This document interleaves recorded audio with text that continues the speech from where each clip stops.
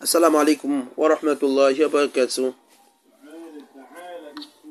Baada kumshukuru Mwenyezi Mungu Subhanahu wa Ta'ala, rehma na amani zimwende yeye mbora manabii, kiongozi wa umma, mtume wetu Muhammad sallallahu alayhi wasallam, yeye na watu wanyumbani kwake na maswahaba zake. Naam, ndugu zangu, natoa faida nyingi gani ya kumuona mchawi, kumjua mchawi wako, mbaya wako anayekufanyia ubaya. Hakija usiku unamuona, akija kwa aina ya kichai ya aina yoyote ile, lazima utamuona tu kwa macho yako mawili. Utafanyaje? Chukua majani ya sombe mpira,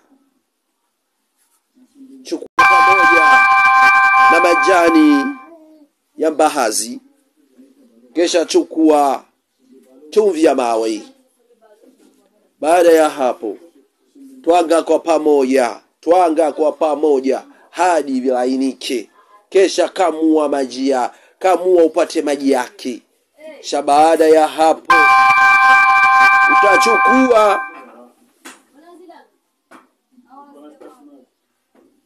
maji hayo. Unapofika usiku, utasomea suratul jini na suratul yasini.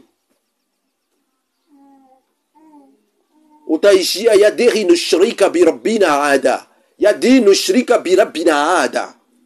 Utaishia yadhi nushrika bi rabbina ada.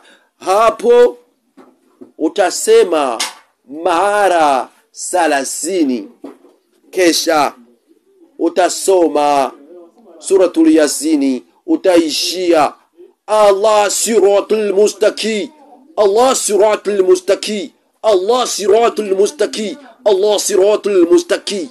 Na yuko juu ya njia iliyonyooka, na yuko juu ya njia iliyonyooka. Utakapomaliza hapo, kisha utasoma yasini hiyo.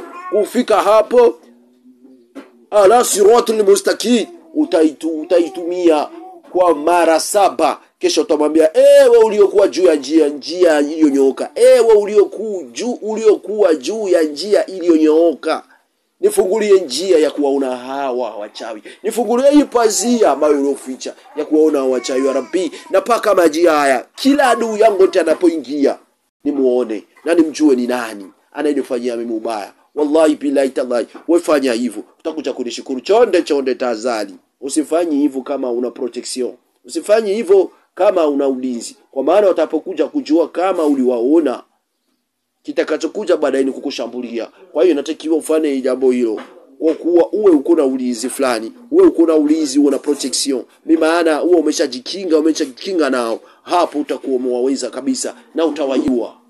Assalamu alaikum wa rahmatullahi wa barakatuh.